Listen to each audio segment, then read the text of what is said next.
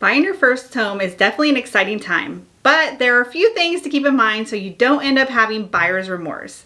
You're going to get advice from everyone: your parents, grandparents, your cousin twice removed, your neighbor who bought 15 years ago, and your friends. Today I want to go over the top 5 mistakes first-time homebuyers make to help you avoid them. Stick around until the end and I'll tell you the number one thing you need to know about buying your first home here in the Quantico, Virginia area. Hey guys, my name is Jenn Carr with Quantico Living, and I'm a military wife, mom, and real estate agent out here trying to help educate my military family on all things real estate. Make sure to like, subscribe, and hit the bell for notifications as I post weekly videos with all things Quantico Living. So, let's go! The first mistake that a lot of first-time homebuyers make is not getting pre-approved first. It totally doesn't make sense to go look at homes before knowing what you can afford. This can only lead to heartache. So make sure to get with your real estate agent first so that you can link up with one of their preferred lenders so that you can get pre-approved and know what you can afford financially, because trust me, in my head, I have a $1 million budget, but my lender will tell me otherwise. Save yourself the uncertainty and get pre-approved so you know what your budget is from the start. The second mistake is trying to find that unicorn. I know we all have a vision of what our dream home looks like. HGTV is not your friend here. I tell all of my clients to make a list, preferably in pencil, of all the things that they would like to have. Being flexible here is key. Most of my clients are active duty military and they will only be in their home for about 3 years. You will almost never find a home that has 100% of what you want unless you custom build it. So when looking at your list, know that most homeowners get about 75% of what they want. You just have to stay flexible. Don't turn away the almost perfect house because it doesn't have the granite countertops you want. Buy it and then add those beautiful countertops to add value to your new home. Remember, this is not going to be your forever home.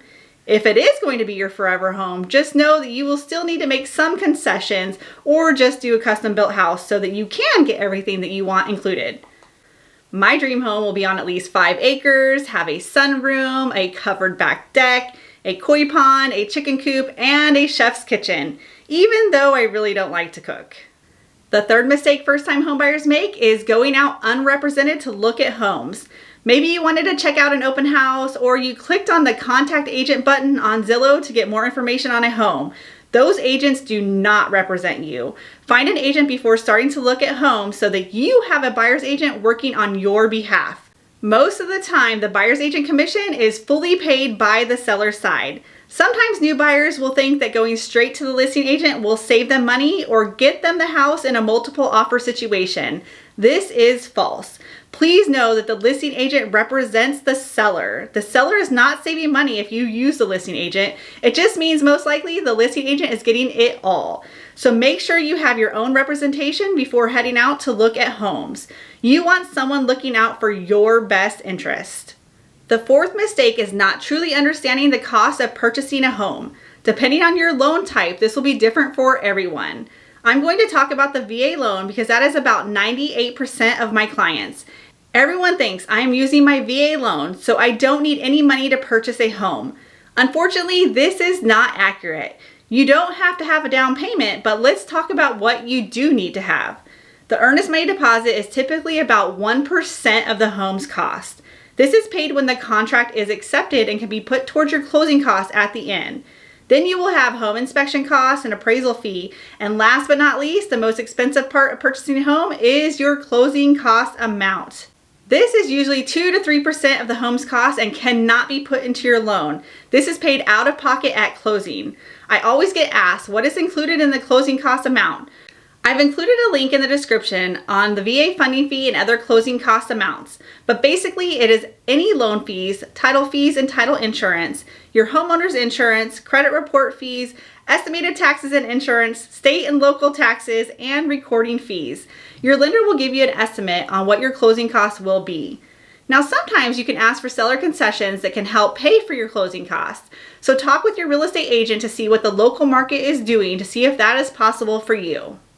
Last but not least is mistake number 5. This is a tough one for my military buyers. Do not feel rushed into purchasing a home. You don't want to have buyer's remorse. So make sure you feel confident about your decision to put in an offer.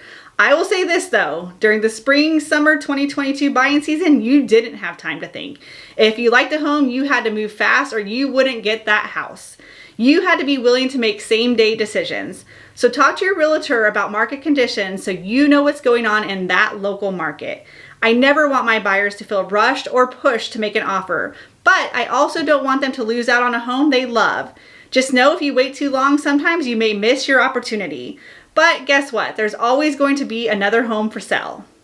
So those are just a few of the mistakes first-time homebuyers tend to make. I told you to stick around until the end, and I tell you the number one thing that you need when purchasing your first home here in the Quantico, Virginia area.